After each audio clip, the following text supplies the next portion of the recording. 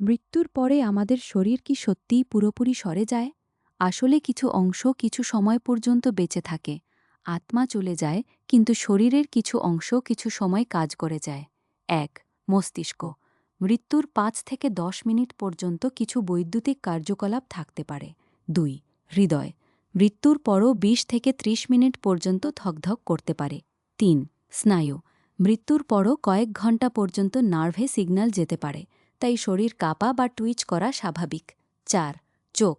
মৃত্যুর পরও ২ থেকে ৪ ঘণ্টা পর্যন্ত চোখের কর্নিয়া জীবিত থাকে। দান করা যেতে পারে। ৫. ফুসফুস। মৃত্যুর পরও ৪ থেকে ৬ ঘণ্টা পর্যন্ত অঙ্গ প্রতিস্থাপনের জন্য ব্যবহার করা যেতে পারে। ৬. যকৃৎ, কিডনি, অন্ত্র। মৃত্যুর পর ৬ থেকে ১২ ঘণ্টা পর্যন্ত সংরক্ষণ করলে দান করা সম্ভব। ৭.